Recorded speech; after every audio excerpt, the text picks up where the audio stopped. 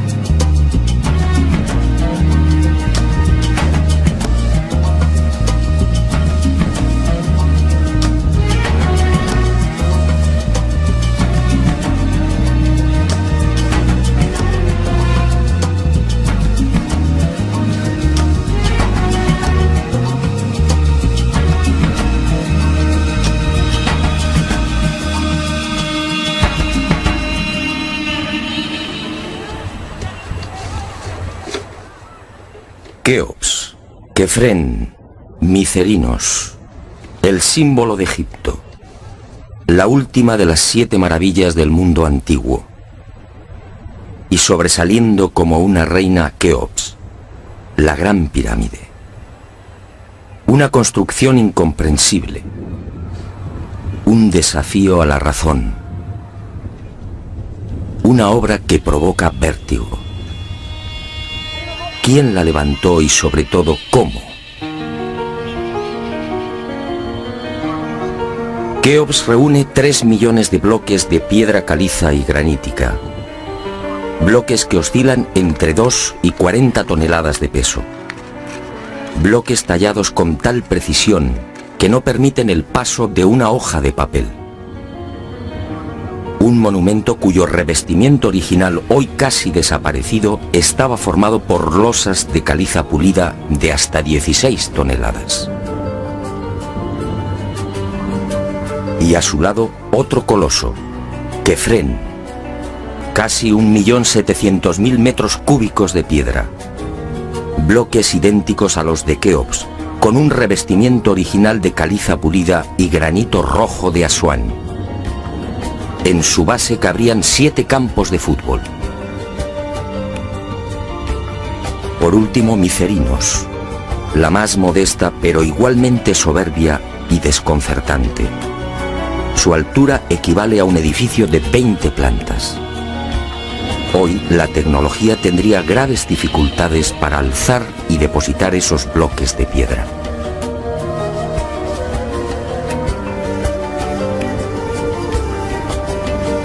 A la vista de estas mareantes cifras, el mundo se pregunta, ¿cómo lo hicieron? Para la arqueología oficial no hay duda. Las pirámides de Giza fueron obra de los faraones y se levantaron hace 4.600 años. Los bloques fueron trasladados desde las vecinas canteras de Tura y Mohatan, a escasos kilómetros del Cairo, y encajados en los respectivos monumentos mediante el uso de gigantescas rampas. Rampas, dice la arqueología, por las que miles de obreros empujaban los bloques con el auxilio de rodillos de madera.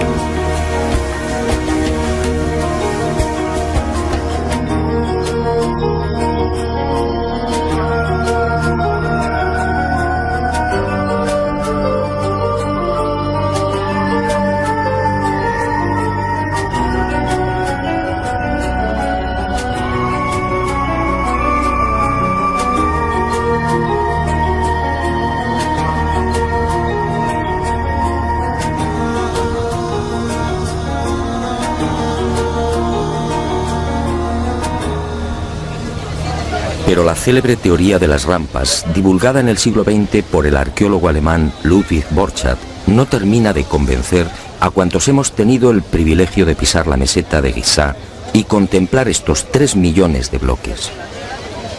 Y son dos las razones que ponen en entredicho la versión oficial.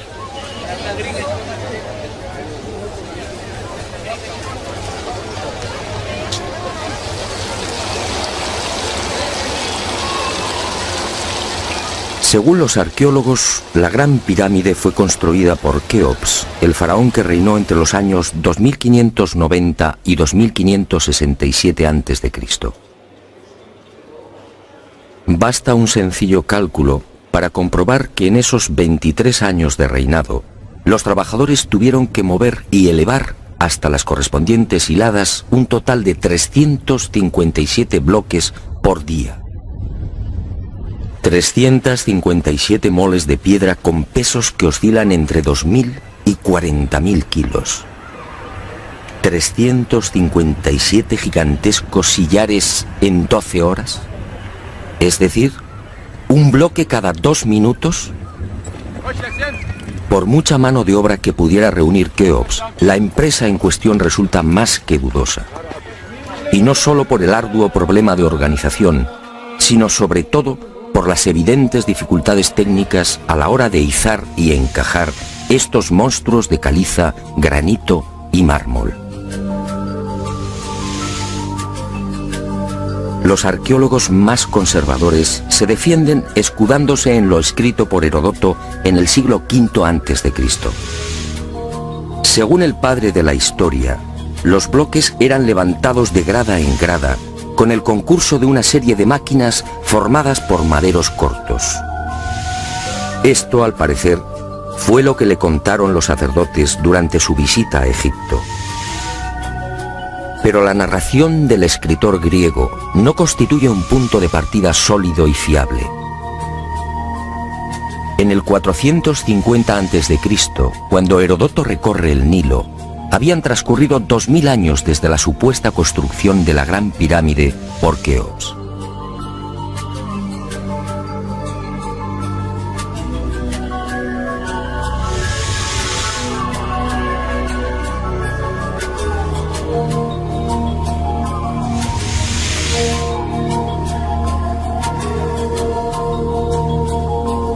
Heródoto no menciona las rampas, ni se atreve tampoco con el espinoso problema de los 357 bloques por día. Heródoto cuenta lo que le contaron. ¿Es esto una prueba científica para determinar cómo y cuándo se levantó la Gran Pirámide?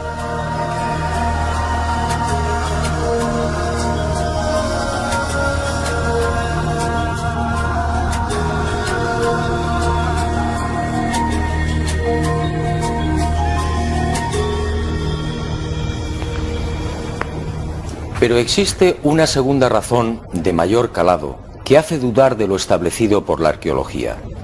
Hace 4.600 años, cuando los arqueólogos fijan la construcción de la Gran Pirámide, el Valle del Nilo justamente despertaba al periodo neolítico.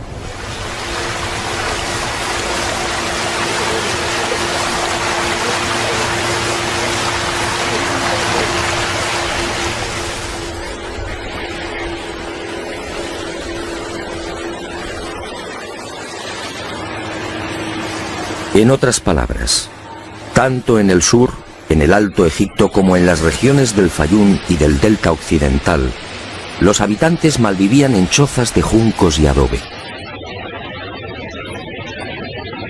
Se hallaban todavía en la edad de piedra, con un precario desarrollo agrícola y un incipiente pastoreo. Sus herramientas eran groseras, basadas principalmente en la industria lítica. Sería 3 siglos después, hacia el 2300 a.C., cuando estos pueblos entrarían en la Edad del Bronce. Y surge la primera gran contradicción. Si Egipto cambia la piedra por el bronce en el 2300 a.C. aproximadamente, ¿cómo pudieron levantar la Gran Pirámide 300 años antes? ¿Con qué herramientas? ¿Con qué clase de conocimientos?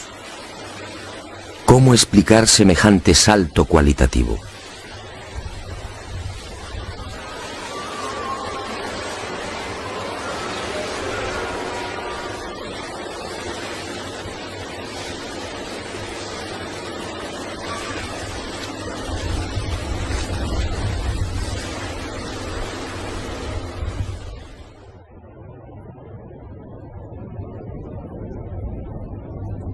Nadie en su sano juicio y con un mínimo de información puede aceptar que esta maravilla arquitectónica fuera obra de unas gentes primitivas que ni siquiera conocían la escritura.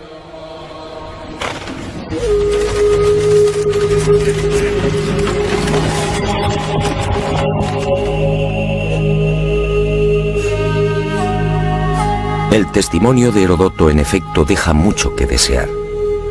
Hoy cualquier arquitecto o ingeniero comprende de inmediato las graves dificultades técnicas que debieron superar los constructores de la Gran Pirámide. Las cámaras, galerías y los mal llamados conductos de ventilación exigen unos profundos conocimientos matemáticos y arquitectónicos.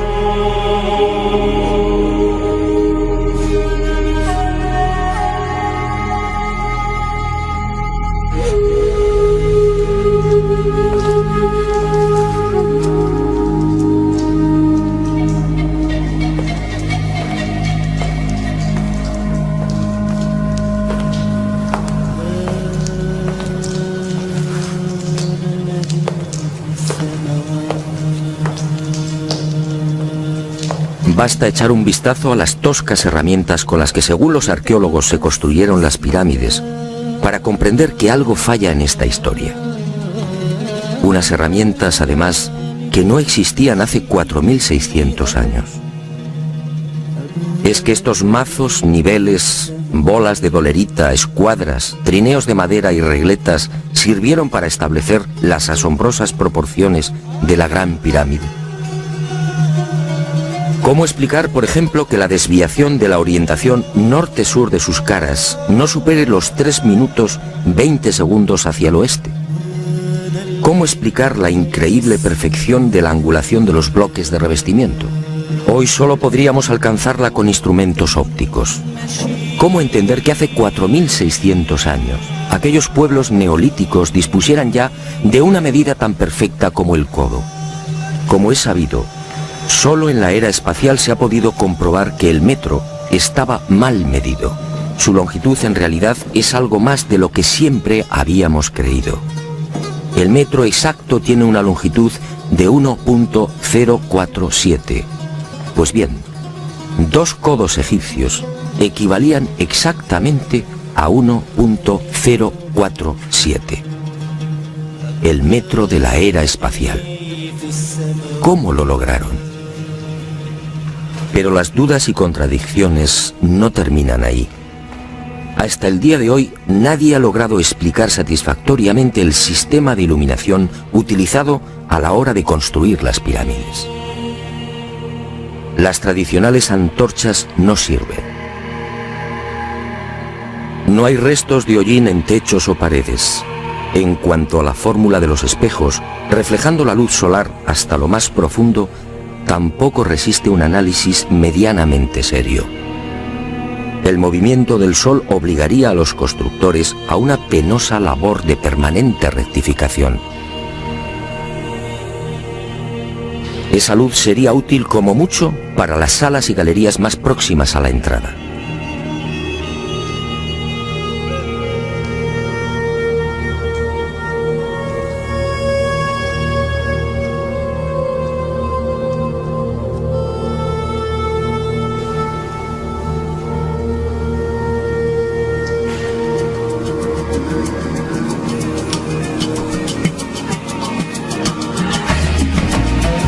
Las explicaciones de los arqueólogos tampoco convencen cuando alguien pregunta por el método utilizado para cortar los enormes bloques de granito.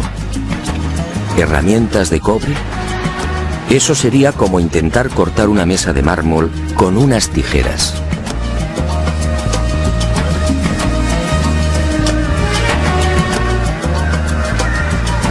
Y otro tanto sucede con el asombroso y enigmático pulido de los vasos de diorita y granito. ¿Qué clase de taladro utilizaban para que la cara interior ofrezca el mismo pulido que la exterior? ¿Cómo lo lograban si por las bocas de estos panzudos vasos no cabe siquiera la mano de un niño? Y otro detalle estremecedor. Al examinar el pulido de estos vasos y platos, los expertos han comprobado que a cada vuelta la presión ejercida era 500 veces mayor que la obtenida en la actualidad con los poderosos taladros de punta de diamante artificial. Y de nuevo la gran interrogante. Si muchos de estos vasos han sido fechados en el 2600 a.C., ¿quién los fabricó? ¿El hombre de la Edad de Piedra? Evidentemente no.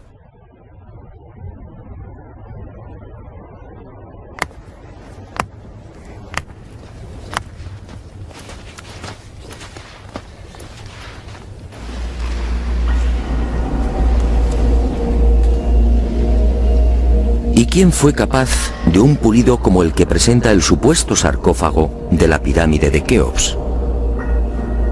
El acabado en el bloque de granito resulta imposible para un hombre del Neolítico.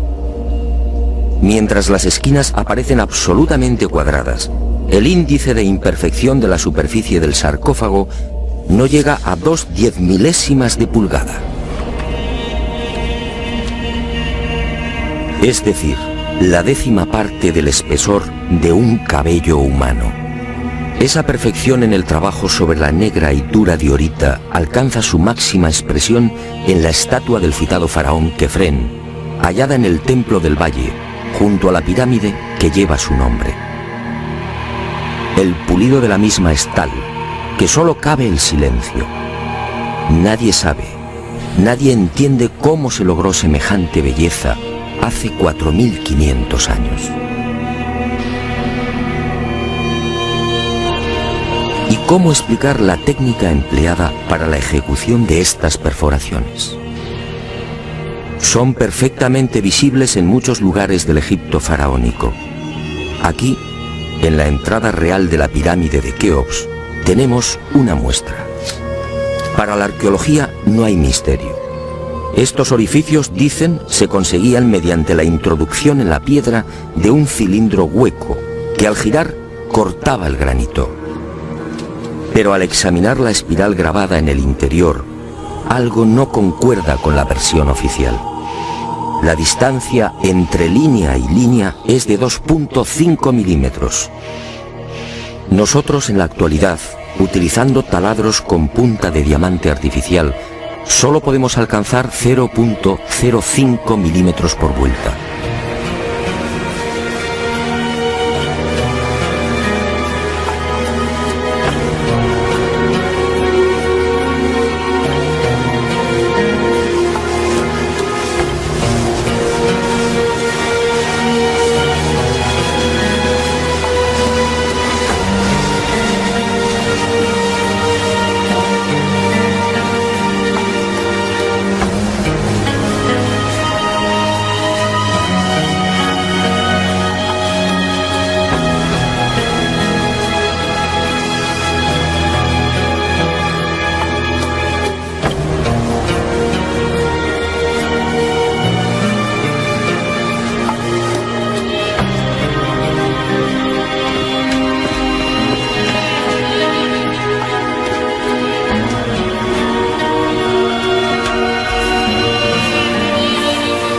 cómo desarrollaban aquellos primitivos egipcios semejante presión y fuerza con un simple cilindro hueco.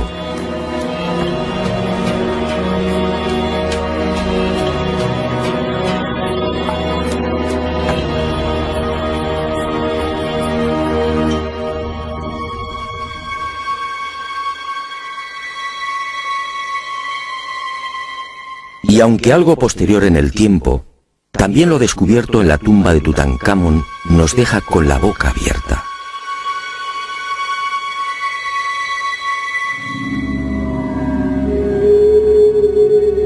Cuchillos inoxidables,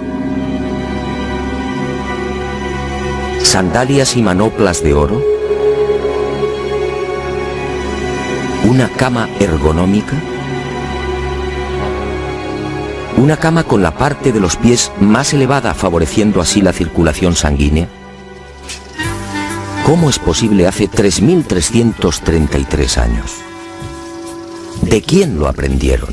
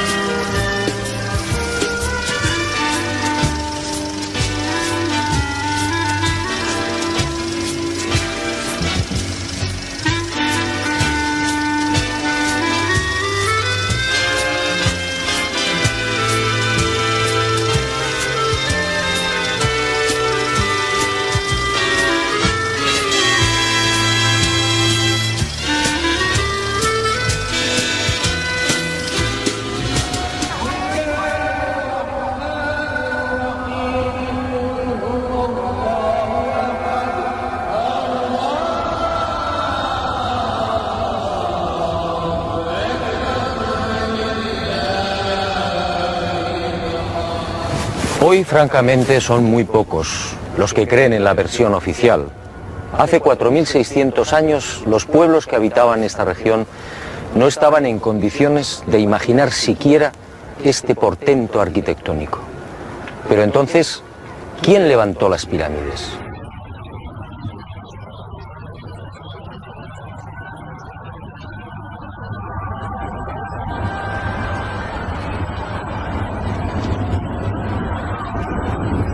Una primera pista aparece en esta estela de piedra. Una estela depositada en la sala 42 del Museo del Cairo y que muy pocos turistas se detienen a contemplar. La arqueología la denomina la estela del inventario. Se trata casi con seguridad de una copia de otro texto mucho más antiguo. En ella se lee un párrafo demoledor que deja sin argumentos a los arqueólogos. Dice así: el faraón Keops fundó la casa de Isis, señora de la pirámide, detrás de la casa de la Esfinge. ¿Señora de la pirámide? ¿Quiere esto decir que la gran pirámide ya existía cuando Keops llegó al poder?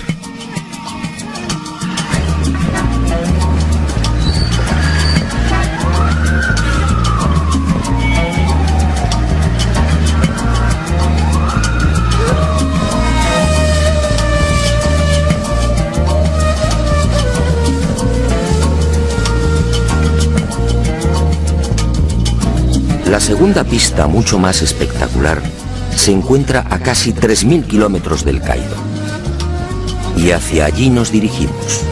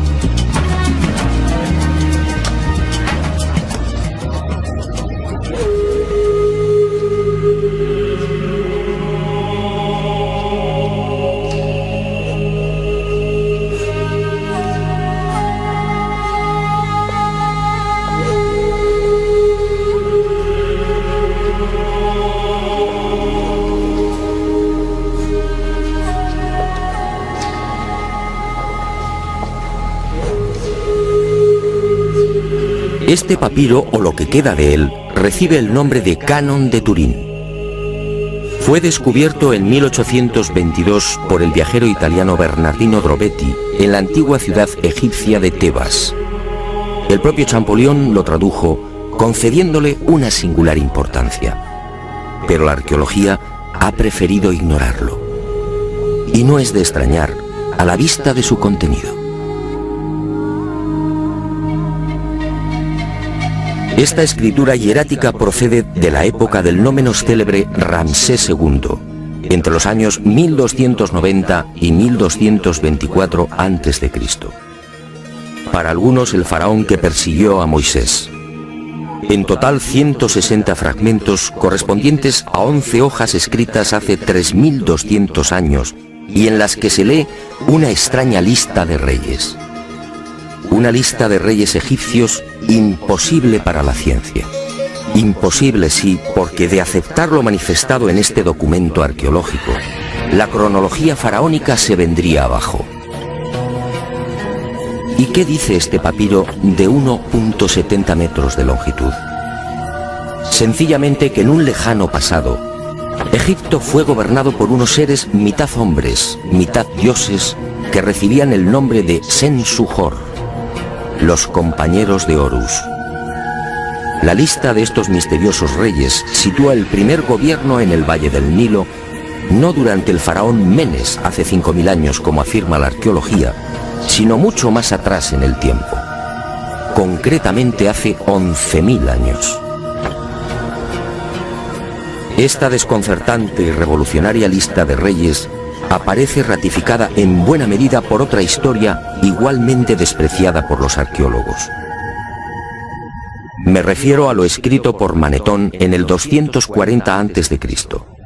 Este sumo sacerdote recibió el encargo del faraón Ptolomeo II Filadelfo de escribir la historia de Egipto desde sus comienzos.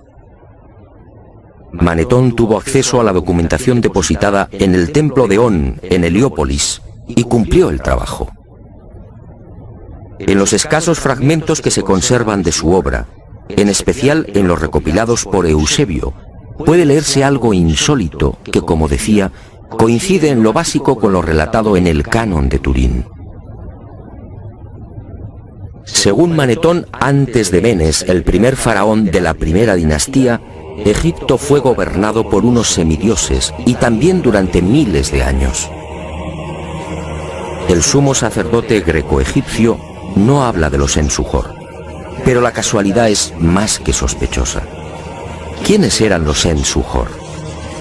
¿Por qué los califican de semidioses?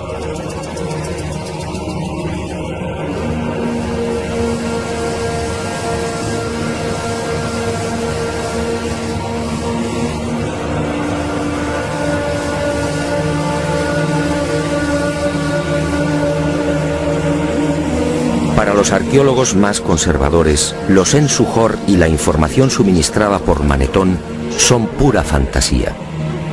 Y aparentemente tienen razón. Si Egipto fue gobernado hace 11.000 años, ¿dónde están las pruebas y los vestigios arqueológicos que deberían delatar a esas culturas?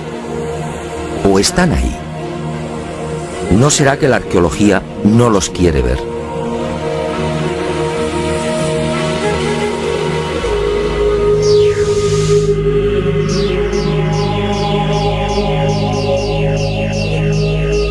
El presente descubrimiento se debe al investigador español Manuel Delgado. Él fue el primero en percatarse de lo que guarda el nuevo Museo Nubio. Todo un hallazgo que ofrecemos en primicia y que una vez más nos hace dudar de la cronología oficial. Este huevo de avestruz fue descubierto en la tumba 96 del cementerio 102 en Nubia por el arqueólogo inglés Cecil Malaby Firth. El hallazgo tuvo lugar en 1907, pero dada su naturaleza, fue silenciado. Alguien dibujó sobre él y lo depositó junto al cadáver. Evidentemente se trataba de un objeto muy querido por el difunto. En una de las superficies pueden apreciarse los dibujos de un avestruz y algunas plantas. En la opuesta, oh sorpresa, otra escena imposible. El curso del río Nilo y las siluetas de unas construcciones muy familiares: las 3 pirámides de la meseta de Giza. El hallazgo de este huevo de avestruz no tendría mayor importancia, de no ser por un pequeño gran detalle. Según los investigadores, los restos humanos de la citada tumba 96 se remontan a la cultura Nagada I, es decir, alrededor de 7000 años. 7000 años. Algo en efecto no cuadra. Si la arqueología afirma que las pirámides de Giza fueron levantadas hace 4600 años, ¿cómo es que aparecen dibujadas en una sepultura de hace 7000? Pero las pruebas que apuntan a un pasado mucho más remoto de lo que pretende la egiptología no terminan ahí. En 1991 volvió a encenderse la polémica. Esta vez el protagonista fue Abu el-Hol, el padre del terror, nombre dado por los naturales de la región a la mítica esfinge.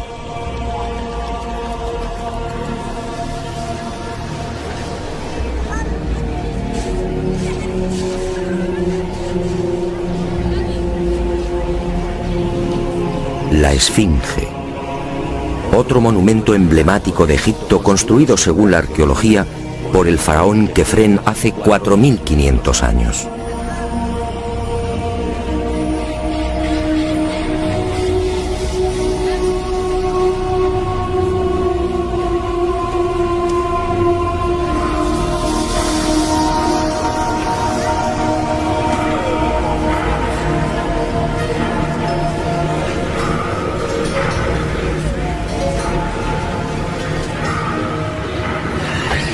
Lo que hoy podemos contemplar tiene escasa relación con la estampa original. En el pasado se hallaba totalmente pintada. El cuerpo de león en rojo y el tocado de la cabeza en azul, con rayas horizontales en amarillo. Portaba una barba postiza y por delante de esa barba aparecía una estatua a tamaño natural. Durante la invasión de los mamelucos, la esfinge fue cañoneada y la nariz destrozada. 4500 años. ¿Por qué la arqueología sitúa la construcción de la esfinge en esa época? En primer lugar, por el parecido del rostro con algunas de las estatuas de Kefren, y además por el hecho de hallarse muy próxima al templo funerario de dicho faraón. Aunque parezca increíble, eso es todo.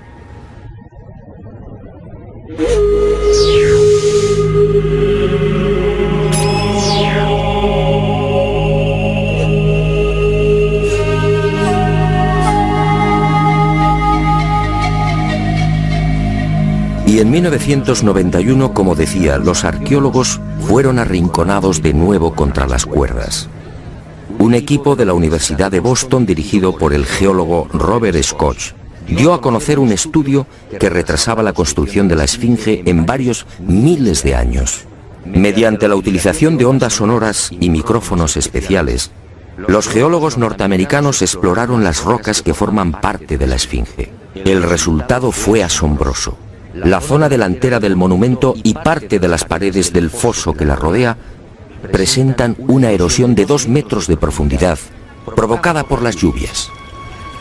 En la época de Kefren, supuesto constructor de la esfinge, esta región era un desierto. La única explicación a esa erosión acuática hay que buscarla en un clima especialmente húmedo, entre el 5000 y el 7000 a.C. Casi mágicamente hemos llegado a un punto que ya fue contemplado en uno de los anteriores capítulos de este planeta encantado. ¿Recuerda?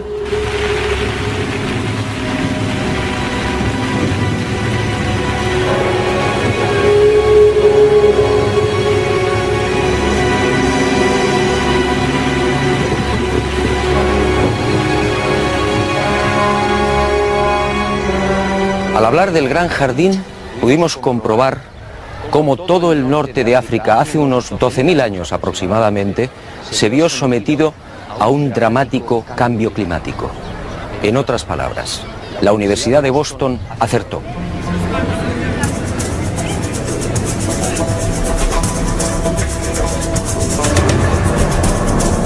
Fue a partir de esa época, hace ahora unos 8000 años, cuando los monzones perdieron fuerza y el Sáhara entró en un lento pero progresivo proceso de desertización. Y fue justamente hace 4500 años, cuando la arqueología fija el momento de la construcción de la Esfinge, cuando estas tierras fueron definitivamente abandonadas por las lluvias. Kefren, por tanto, no pudo levantar la Esfinge. Como mucho, quizá la restauró. El padre del terror estaba aquí desde mucho antes. La huella de las torrenciales lluvias registradas en el llamado Gran Húmedo Holocénico es incuestionable. Y algo similar vino a suceder con el investigador Robert Bauval. 20 años antes, este ingeniero egipcio se atrevió a difundir una hipótesis que conmocionó a los seguidores y amantes del Egipto faraónico. Para Bauval, las pirámides de Giza no son construcciones aisladas. Las tres forman parte de un plan unificado minuciosamente diseñado. Y para irritación de los arqueólogos más conservadores, formuló una teoría que volvía a poner en tela de juicio la ya desacreditada cronología oficial. La tesis de Bauval es conocida como la correlación de Orión, es decir, el asombroso parecido en la disposición de Keos, Kefren y Micerinos respecto a las tres estrellas que forman el cinturón de Orión.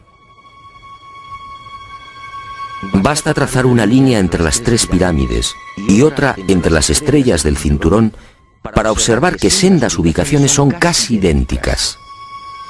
Casi idénticas, sí, pero no iguales. El ángulo de las pirámides es de 172 grados y el de las estrellas de Orión en la actualidad de 181. Bauval se percató de esta pequeña diferencia y tuvo una genial intuición. Con la ayuda de las computadoras retrocedió en la historia y descubrió que la alineación de las estrellas del cinturón de Orión coincidía con la de las pirámides hace 12.500 años. No son demasiadas coincidencias. Por un lado, la geología demuestra que la Esfinge tuvo que ser construida en pleno Gran Húmedo, es decir, hace más de 9.000 años. Por otro, el papiro de Turín y Manetón aseguran que unos semidioses gobernaron el valle del Nilo hace 11.000 o 12.000 años. Quizá más. También el huevo de avestruz hallado en la tumba 96 en Nubia nos dice que las pirámides existían ya hace 7.000 años. Y la tesis de Bauval pone punto final, insistiendo de nuevo en esa misteriosa fecha. 12.500 años.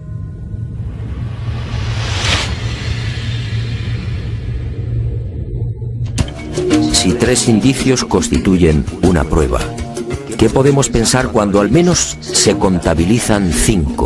5 indicios, sí, de momento.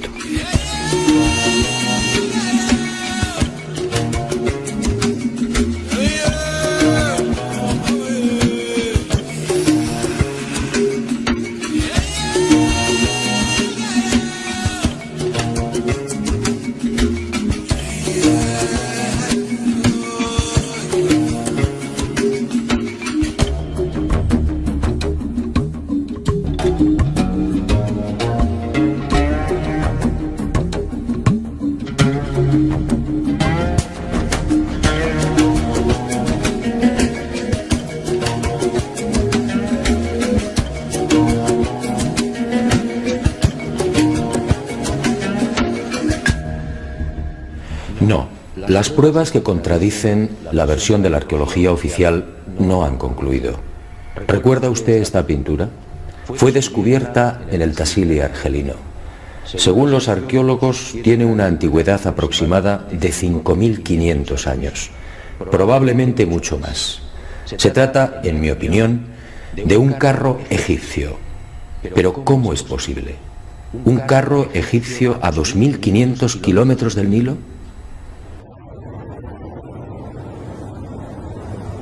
¿Un carro egipcio antes de que existiera Egipto? Si la arqueología dice que el primer faraón de la primera dinastía empezó a reinar 4.920 años antes del presente, ¿cómo explicamos esta pintura, datada mucho antes? No fue la única, En mis investigaciones por el Sáhara pude descubrir cientos de ellas. En 1982, una síntesis de los trabajos de Henry Lott sacaba a la luz un total de 600 carros pintados o grabados. A estos hay que sumar otros 400, distribuidos por Mauritania, Marruecos, Argelia, Libia, Mali y Níger. Más de 1000 carros pintados o grabados a 2000, 3000 y 5000 kilómetros del Nilo. ¡Qué extraño! Carros y conductores típicamente egipcios. Perfiles, tocados y vestiduras son elocuentes. Carros y personajes egipcios en el corazón del Sáhara. Cuando interrogué a los arqueólogos, la mayoría se encogió de hombros. A decir verdad, estas pinturas no son cómodas. Algunas han sido fechadas en una época en la que, según la arqueología, carros y caballos no habían hecho acto de presencia en Egipto. Otras, como las del Tassili o el Fesán libio, son mucho más escandalosas. Los análisis de las sustancias orgánicas contenidas en los pigmentos han sido desconcertantes. 6000, 8000 y hasta 9000 años de antigüedad. ¿Carros y conductores egipcios hace 9000 años? Y casi sin querer, a la vista de estos documentos pictóricos, la memoria vuelve a poner en pie los hallazgos de la Universidad de Boston, el papiro de Turín, la historia narrada por Manetón, las pirámides pintadas en el huevo de avestruz o el descubrimiento de Bubal. Naturalmente, para la arqueología, estas pinturas y grabados no tienen sentido. El caballo y los carros, dicen, entraron en Egipto hacia el 1700 a.C. Y lo hicieron con la invasión de los Hicsos, un pueblo procedente de la Alta Siria que gobernó la mitad oriental del delta. Nuevo y grave error de la arqueología. El caballo y los carros, como demuestran estas pinturas y grabados, ya existían en el Sáhara mucho antes de la XIII dinastía. Otra cuestión es que no quieran reconocerlo. Y es comprensible. Si los egipcios y su cultura proceden del Sáhara, ¿en qué queda la supuesta hegemonía del Egipto faraónico?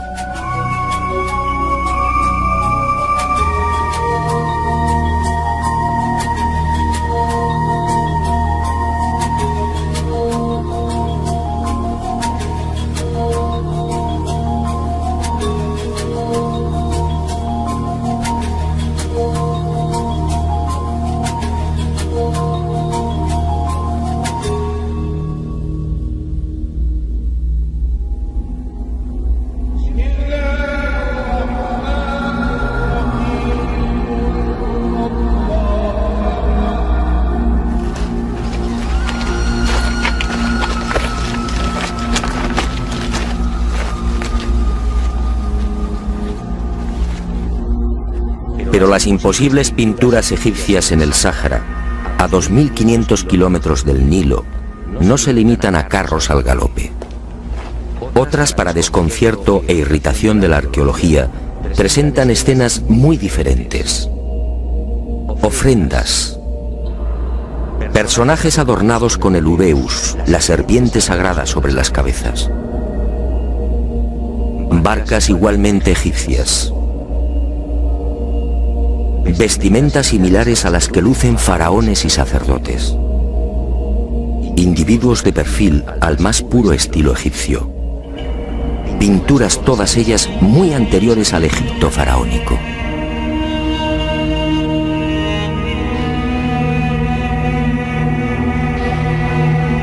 ¿Barcas egipcias en pleno desierto? Si estas pinturas, como aseguran los confusos y confundidos arqueólogos, fueran tan solo el testimonio de la influencia de la 18 dinastía en esta remota parte del Sáhara, ¿cuál sería el sentido de las mismas? En esa época, durante la 18 dinastía, hace 3500 años, esta zona era un desierto idéntico al que ahora vemos. ¿Barcas en un infierno de piedra y arena? ¿Y por qué ignoran la datación? Si estas pinturas se remontan a 9000 años, entonces las barcas sí están justificadas. En esa época, como se recuerda. Quiero que se fije bien en esta imagen. Guárdela en la memoria porque volveremos sobre ella. Se trata, en efecto, de un carro al galope encontrado en la zona de Tamasjert, al sur de Argelia. Una pintura como otras que iremos viendo, que guarda una estrecha relación con la historia que quiero contarle. Otra historia oficialmente imposible, que no será del agrado de los arqueólogos ortodoxos. Pero la verdad, como usted sabe muy bien, no es patrimonio de nadie. Sígame y juzgue por sí mismo.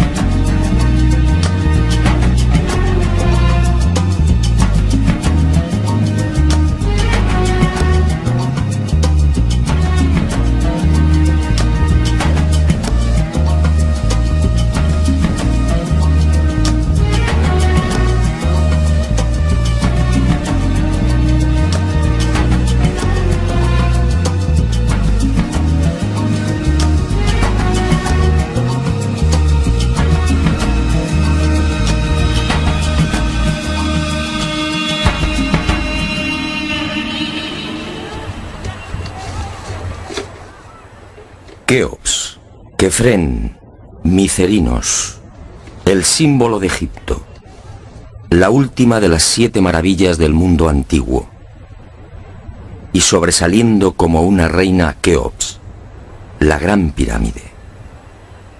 Una construcción incomprensible, un desafío a la razón, una obra que provoca vértigo. ¿Quién la levantó y sobre todo cómo? Keops reúne 3 millones de bloques de piedra caliza y granítica. Bloques que oscilan entre 2 y 40 toneladas de peso. Bloques tallados con tal precisión que no permiten el paso de una hoja de papel.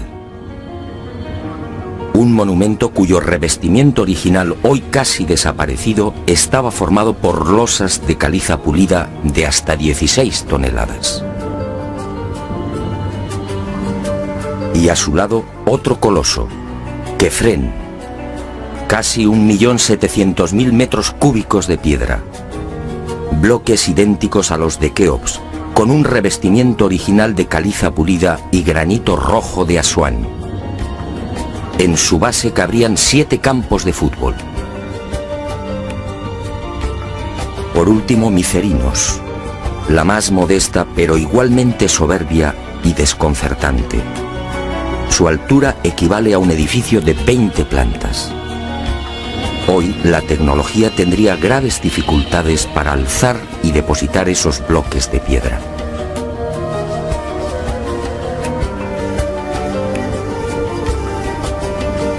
A la vista de estas mareantes cifras, el mundo se pregunta, ¿cómo lo hicieron? Para la arqueología oficial no hay duda. Las pirámides de Giza fueron obra de los faraones y se levantaron hace 4.600 años. Los bloques fueron trasladados desde las vecinas canteras de Tura y Mohatan, a escasos kilómetros del Cairo, y encajados en los respectivos monumentos mediante el uso de gigantescas rampas. Rampas, dice la arqueología, por las que miles de obreros empujaban los bloques con el auxilio de rodillos de madera.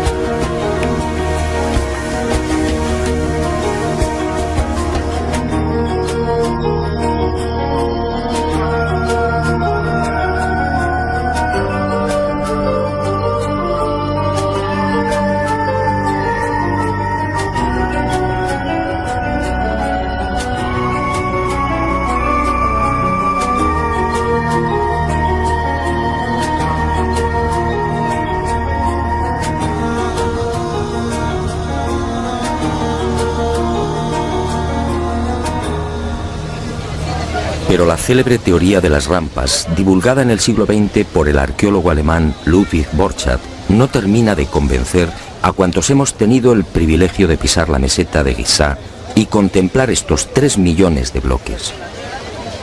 Y son dos las razones que ponen en entredicho la versión oficial.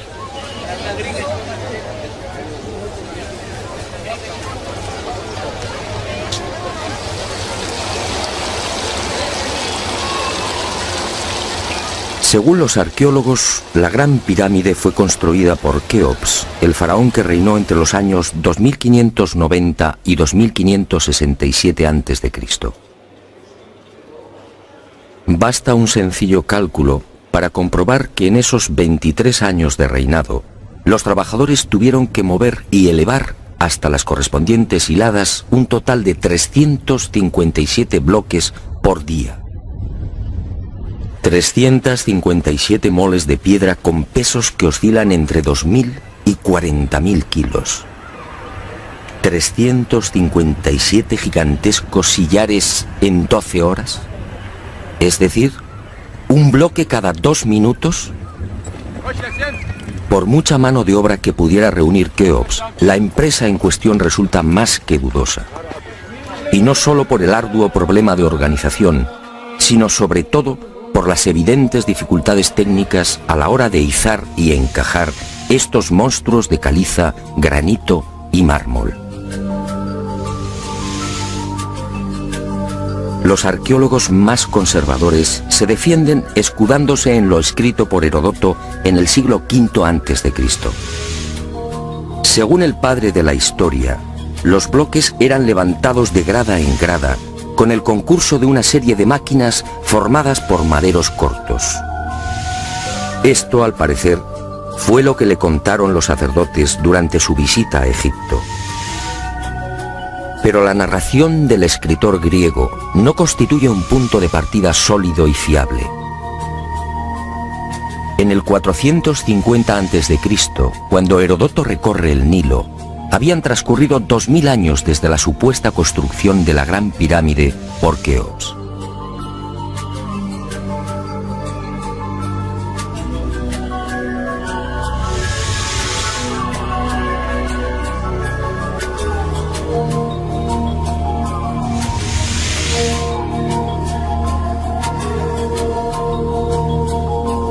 Heródoto no menciona las rampas, ni se atreve tampoco con el espinoso problema de los 357 bloques por día. Heródoto cuenta lo que le contaron. ¿Es esto una prueba científica para determinar cómo y cuándo se levantó la Gran Pirámide?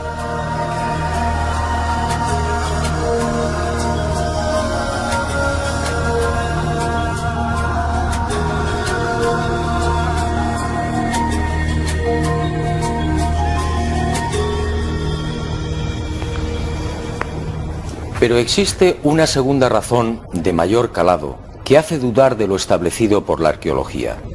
Hace 4600 años, cuando los arqueólogos fijan la construcción de la Gran Pirámide, el Valle del Nilo justamente despertaba al periodo neolítico.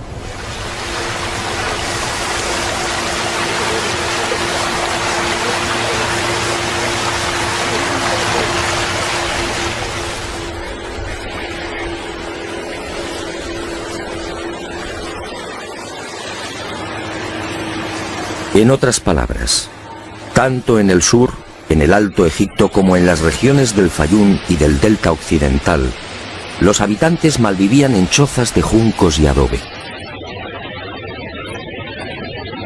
Se hallaban todavía en la Edad de Piedra, con un precario desarrollo agrícola y un incipiente pastoreo. Sus herramientas eran groseras, basadas principalmente en la industria lítica. Sería 3 siglos después, hacia el 2300 a.C., cuando estos pueblos entrarían en la Edad del Bronce. Y surge la primera gran contradicción. Si Egipto cambia la piedra por el bronce en el 2300 a.C. aproximadamente, ¿cómo pudieron levantar la Gran Pirámide 300 años antes? ¿Con qué herramientas? ¿Con qué clase de conocimientos? ¿Cómo explicar semejante salto cualitativo?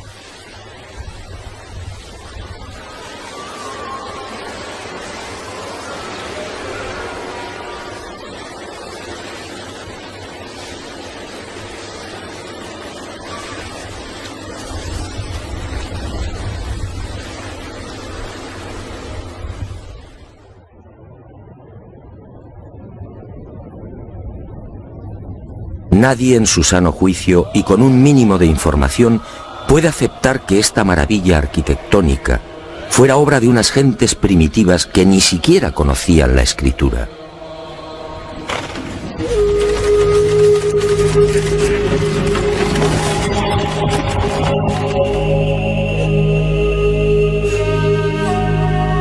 El testimonio de Heródoto, en efecto, deja mucho que desear. Hoy cualquier arquitecto o ingeniero comprende de inmediato las graves dificultades técnicas que debieron superar los constructores de la Gran Pirámide. Las cámaras, galerías y los mal llamados conductos de ventilación exigen unos profundos conocimientos matemáticos y arquitectónicos.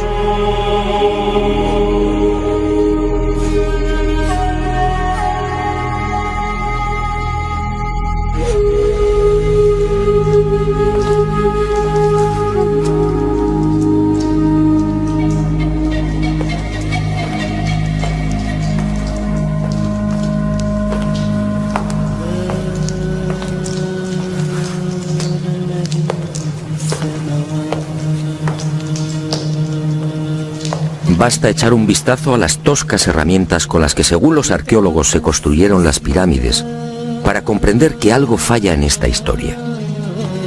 Unas herramientas, además, que no existían hace 4600 años.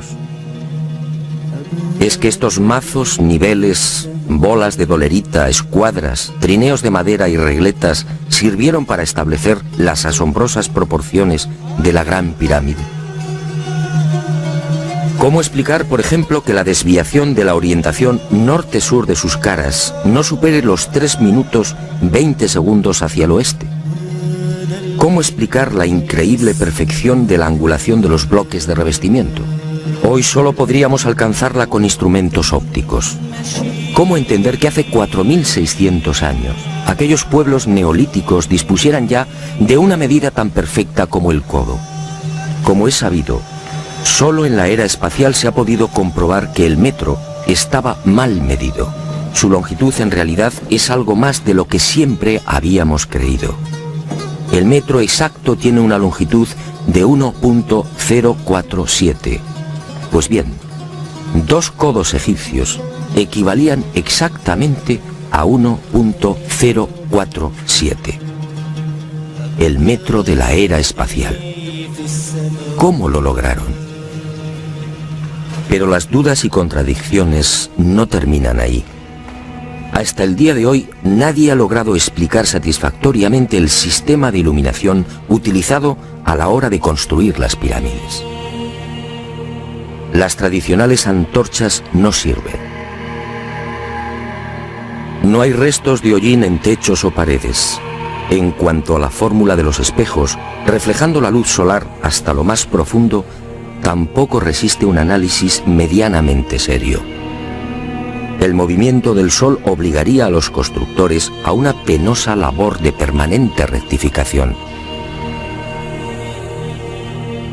Esa luz sería útil como mucho para las salas y galerías más próximas a la entrada.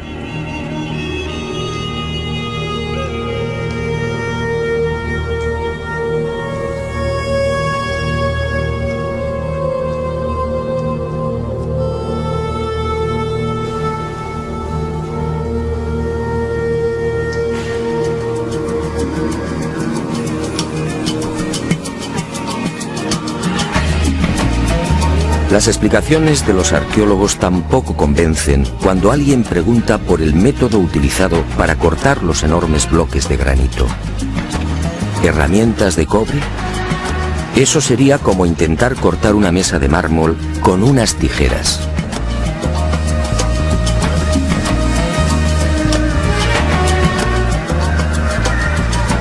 Y otro tanto sucede con el asombroso y enigmático pulido de los vasos de diorita y granito.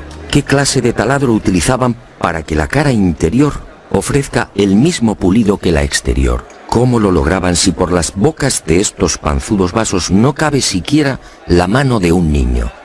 Y otro detalle estremecedor. Al examinar el pulido de estos vasos y platos, los expertos han comprobado que a cada vuelta la presión ejercida era 500 veces mayor que la obtenida en la actualidad con los poderosos taladros de punta de diamante artificial. Y de nuevo la gran interrogante.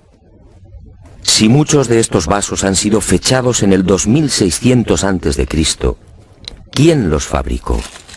¿El hombre de la Edad de Piedra? Evidentemente no.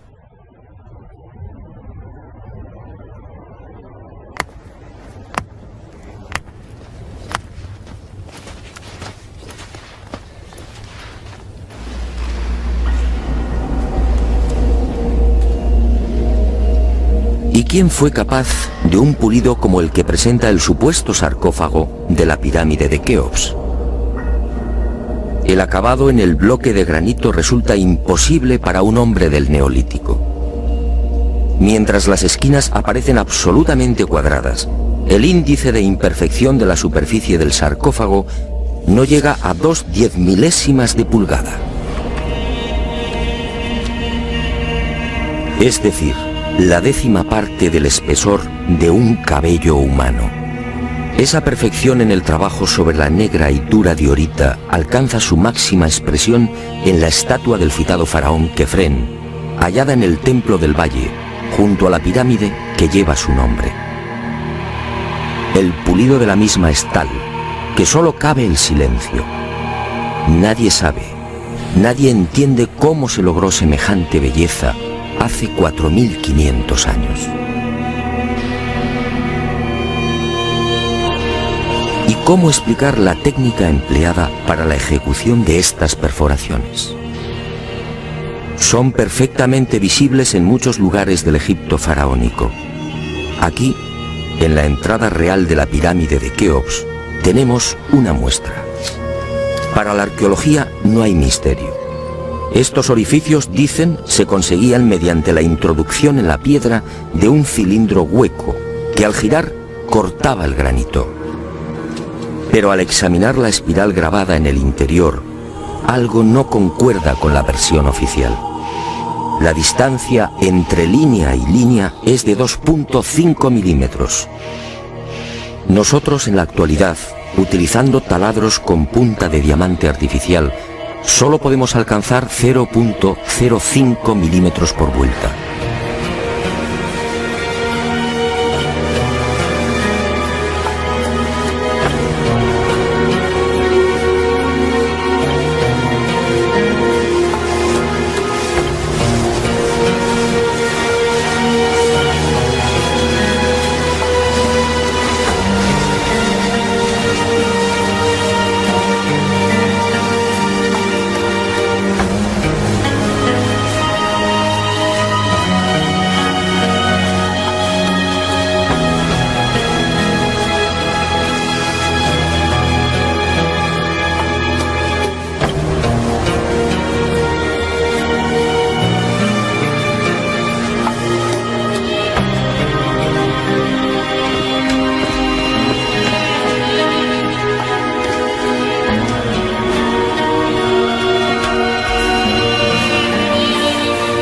cómo desarrollaban aquellos primitivos egipcios semejante presión y fuerza con un simple cilindro hueco.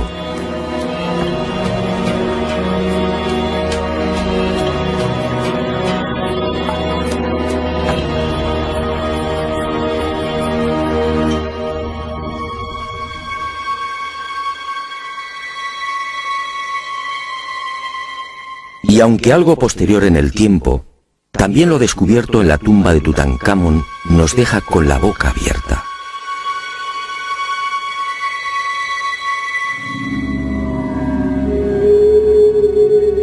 Cuchillos inoxidables, sandalias y manoplas de oro, una cama ergonómica, una cama con la parte de los pies más elevada, favoreciendo así la circulación sanguínea. ¿Cómo es posible hace 3.333 años? ¿De quién lo aprendieron?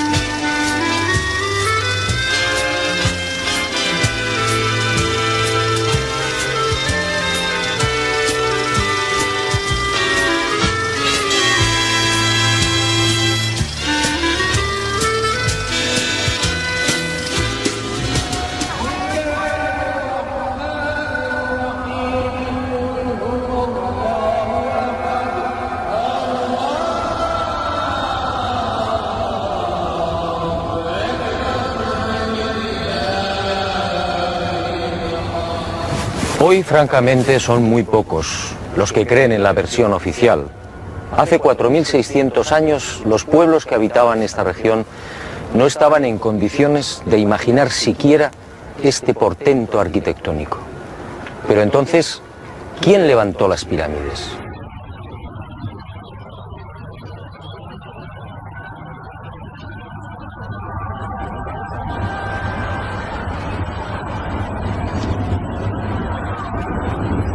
Una primera pista aparece en esta estela de piedra.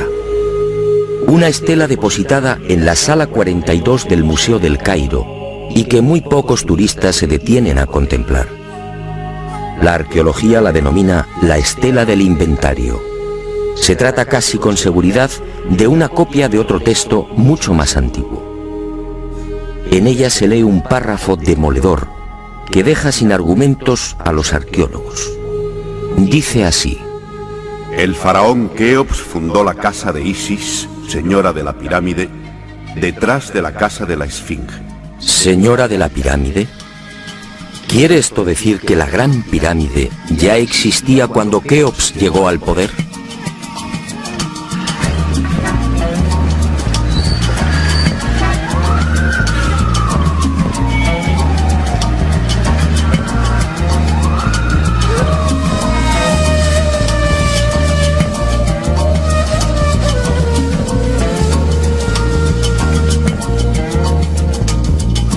La segunda pista, mucho más espectacular, se encuentra a casi 3.000 kilómetros del Cairo.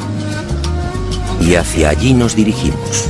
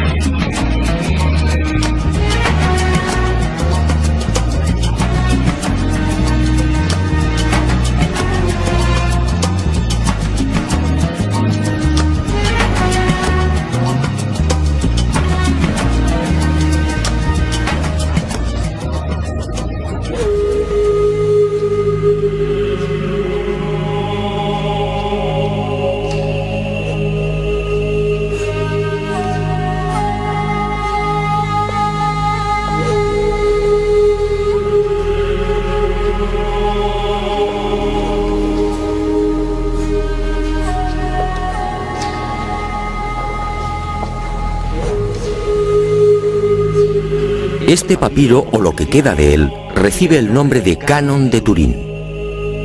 Fue descubierto en 1822 por el viajero italiano Bernardino Drobetti en la antigua ciudad egipcia de Tebas.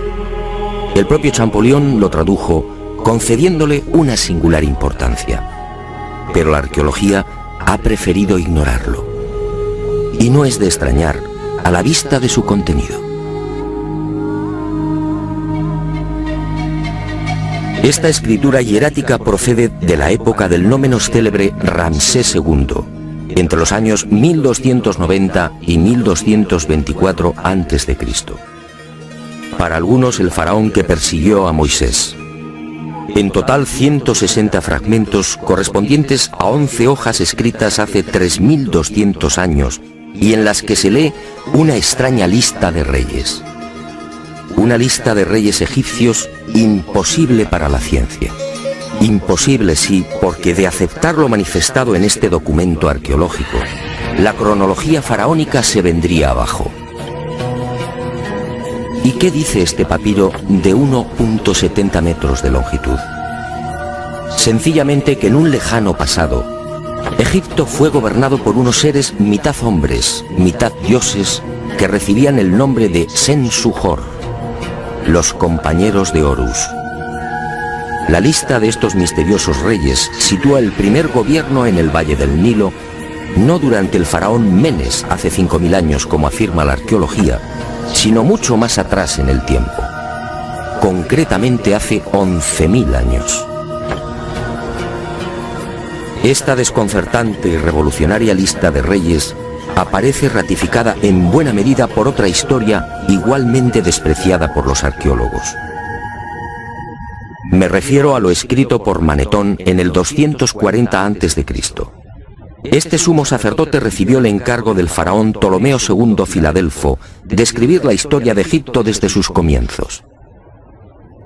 Manetón tuvo acceso a la documentación depositada en el templo de On, en Heliópolis, y cumplió el trabajo. En los escasos fragmentos que se conservan de su obra, en especial en los recopilados por Eusebio, puede leerse algo insólito que, como decía, coincide en lo básico con lo relatado en el Canon de Turín. Según Manetón, antes de Menes, el primer faraón de la primera dinastía, Egipto fue gobernado por unos semidioses y también durante miles de años. El sumo sacerdote greco-egipcio no habla de los Sensuhor, pero la casualidad es más que sospechosa. ¿Quiénes eran los Sensuhor? ¿Por qué los califican de semidioses?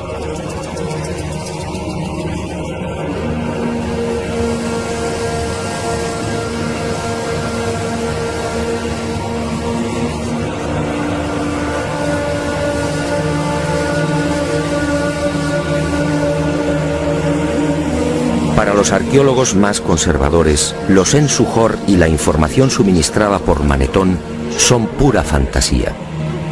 Y aparentemente tienen razón. Si Egipto fue gobernado hace 11.000 años, ¿dónde están las pruebas y los vestigios arqueológicos que deberían delatar a esas culturas? ¿O están ahí? ¿No será que la arqueología no los quiere ver?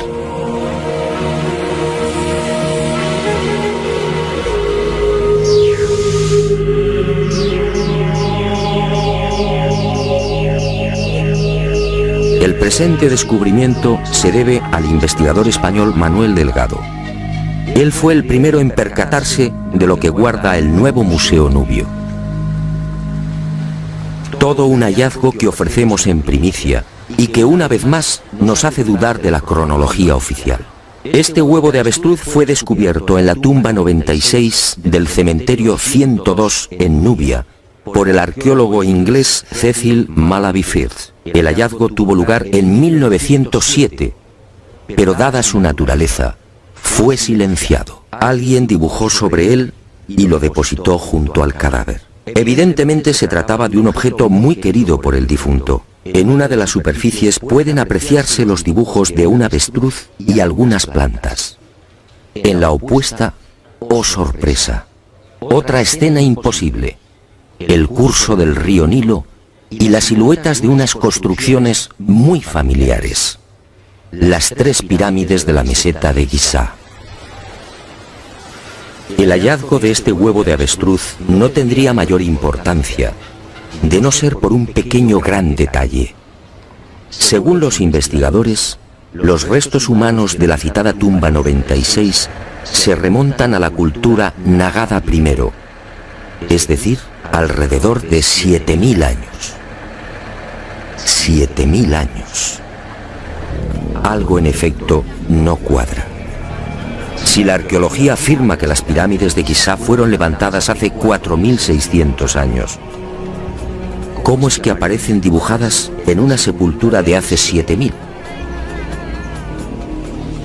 Pero las pruebas que apuntan a un pasado mucho más remoto de lo que pretende la egiptología no terminan ahí.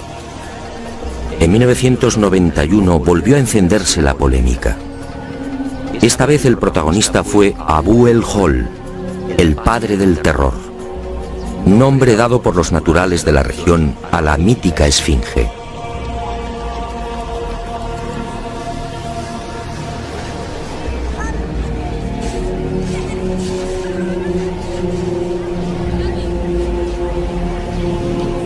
La esfinge, otro monumento emblemático de Egipto construido, según la arqueología, por el faraón Kefren hace 4500 años.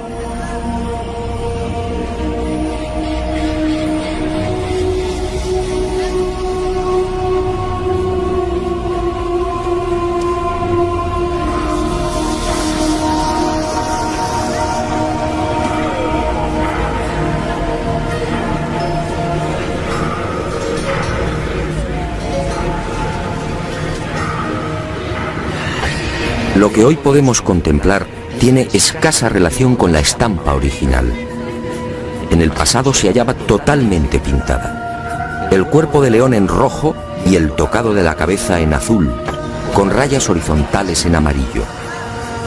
Portaba una barba postiza y por delante de esa barba aparecía una estatua a tamaño natural. Durante la invasión de los mamelucos, la esfinge fue cañoneada y la nariz destrozada. 4500 años. ¿Por qué la arqueología sitúa la construcción de la esfinge en esa época? En primer lugar, por el parecido del rostro con algunas de las estatuas de Kefren, y además por el hecho de hallarse muy próxima al templo funerario de dicho faraón. Aunque parezca increíble, eso es todo.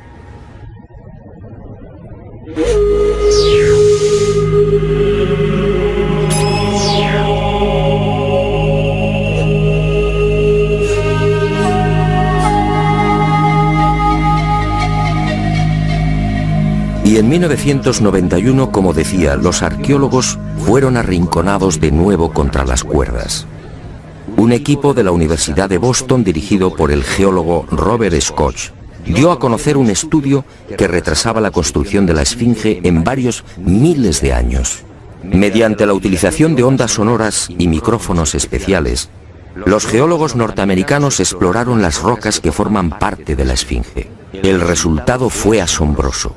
La zona delantera del monumento y parte de las paredes del foso que la rodea presentan una erosión de 2 metros de profundidad, provocada por las lluvias. En la época de Kefren, supuesto constructor de la esfinge, esta región era un desierto. La única explicación a esa erosión acuática hay que buscarla en un clima especialmente húmedo, entre el 5000 y el 7000 a.C. Casi mágicamente hemos llegado a un punto que ya fue contemplado en uno de los anteriores capítulos de este planeta encantado. ¿Recuerda?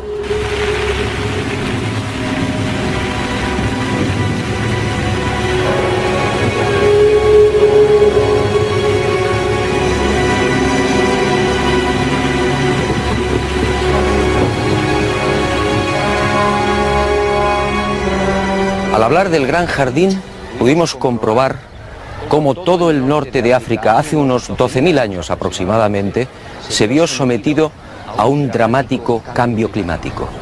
En otras palabras, la Universidad de Boston acertó.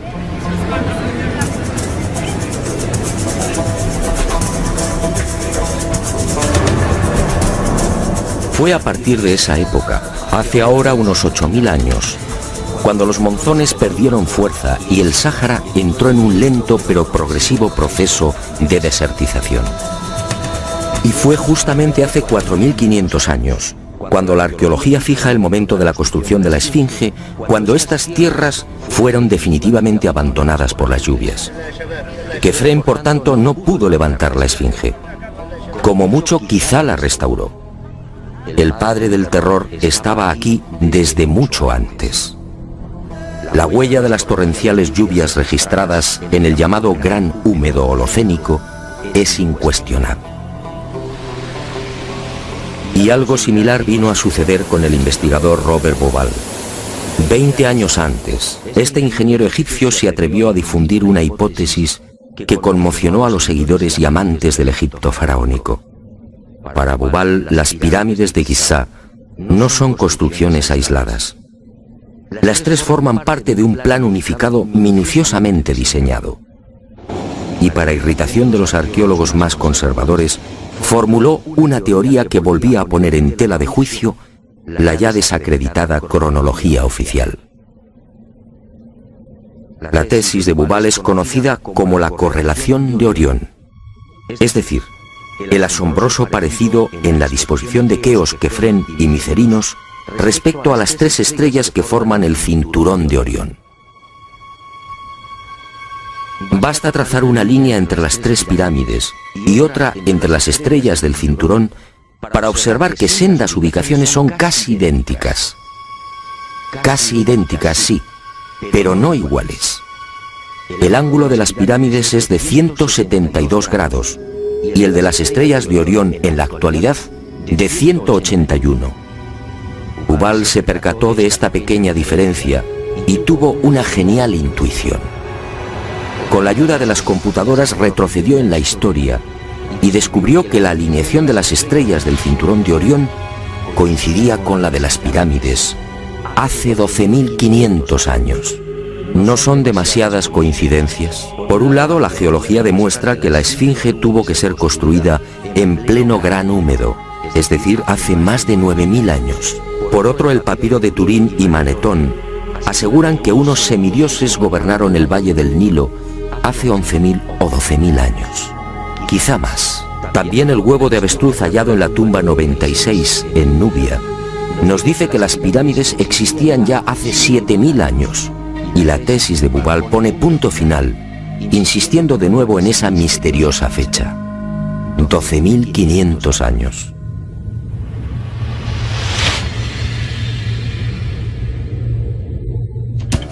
Si tres indicios constituyen una prueba, ¿qué podemos pensar cuando al menos se contabilizan 5?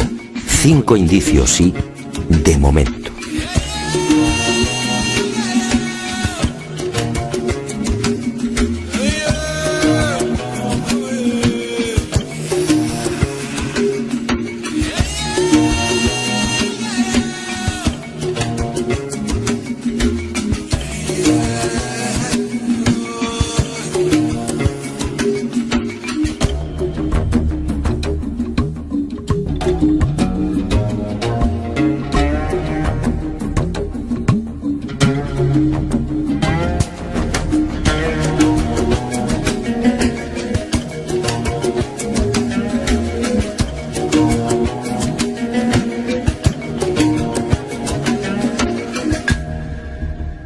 No, las pruebas que contradicen la versión de la arqueología oficial no han concluido.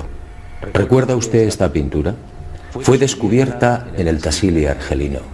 Según los arqueólogos, tiene una antigüedad aproximada de 5.500 años, probablemente mucho más.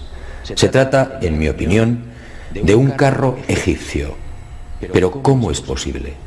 ¿Un carro egipcio a 2.500 kilómetros del Nilo?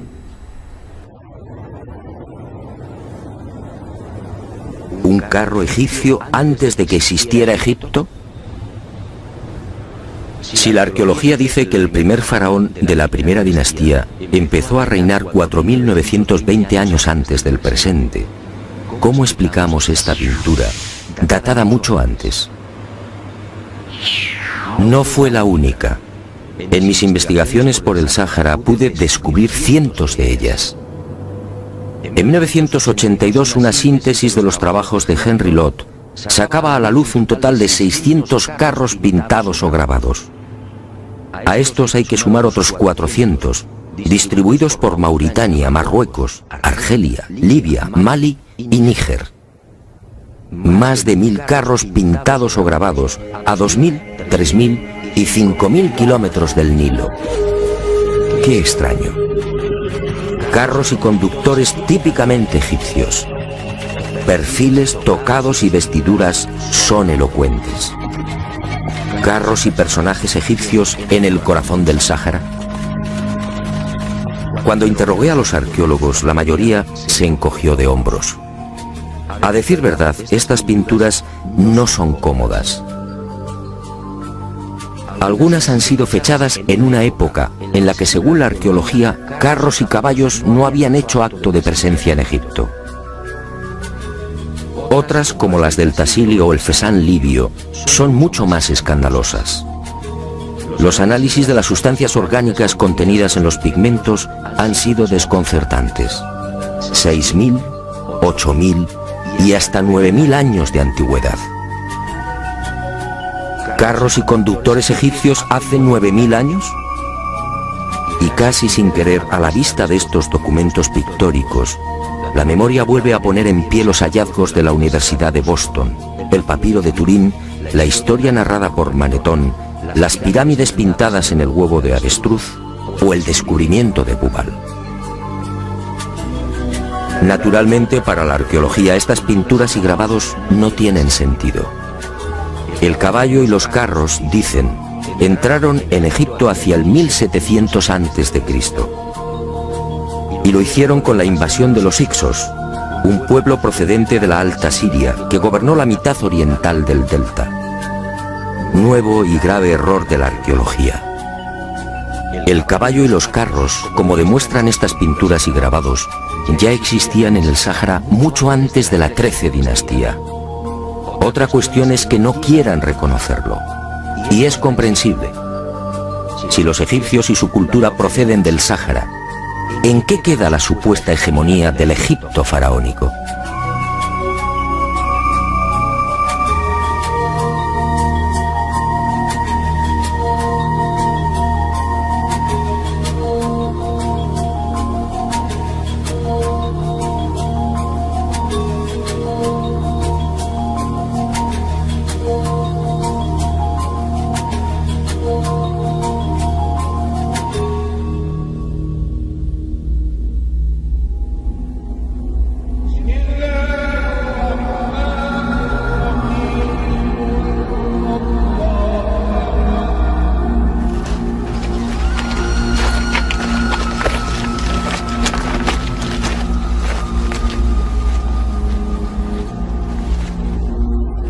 Pero las imposibles pinturas egipcias en el Sáhara, a 2500 kilómetros del Nilo, no se limitan a carros al galope.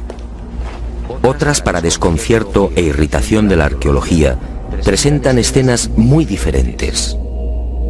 Ofrendas. Personajes adornados con el ureus, la serpiente sagrada sobre las cabezas. Barcas igualmente egipcias. Vestimentas similares a las que lucen faraones y sacerdotes. Individuos de perfil al más puro estilo egipcio. Pinturas todas ellas muy anteriores al Egipto faraónico.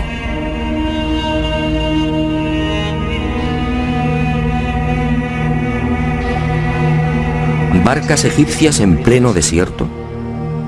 Si estas pinturas, como aseguran los confusos y confundidos arqueólogos, fueran tan solo el testimonio de la influencia de la 18 dinastía en esta remota parte del Sáhara, ¿cuál sería el sentido de las mismas? En esa época, durante la 18 dinastía, hace 3500 años, esta zona era un desierto idéntico al que ahora vemos. ¿Barcas en un infierno de piedra y arena? ¿Y por qué ignoran la datación? Si estas pinturas se remontan a 9000 años, entonces las barcas sí están justificadas. En esa época, como se recordará, el Sáhara era un jardín, con ríos tan anchos y caudalosos como el actual Amazonas. Pero las extrañas coincidencias van más allá.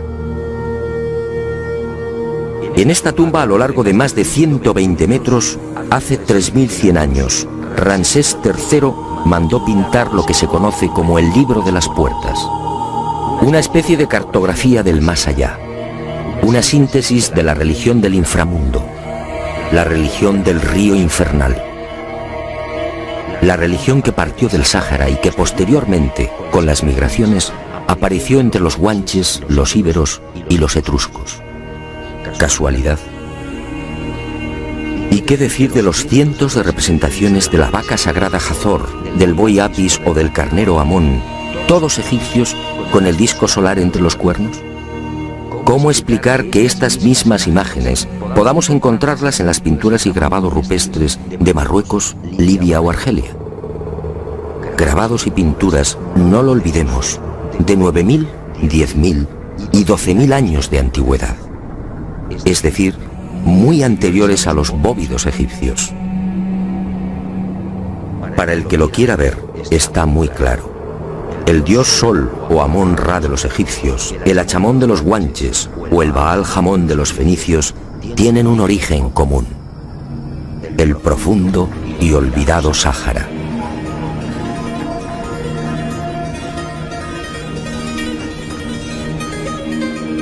Puede que Herodoto y Diodoro de Sicilia tuvieran razón. Egipto, el Egipto faraónico, fue obra de los dioses. Ha llegado el momento de ser valiente. Para mí, hace 9.000 o 10.000 años, quizá más, alguien no humano descendió en el gran jardín, en el Sáhara Azul, y puso en marcha una gran cultura. Una civilización intuida en una lengua, una religión y unas costumbres comunes.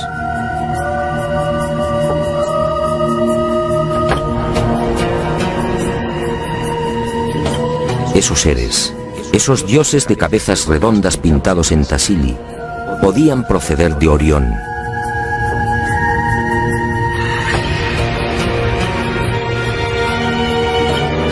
Y ellos, o sus descendientes, levantaron estas magníficas e imposibles construcciones.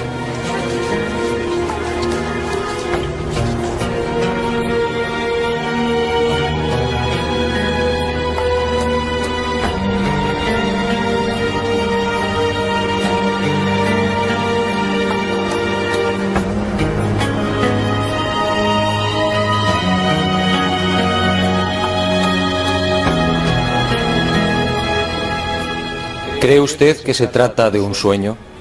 Schopenhauer decía que toda verdad, al nacer, es ridiculizada y perseguida. Demos tiempo al tiempo. Algún día el hombre se verá obligado a escribir de nuevo la historia.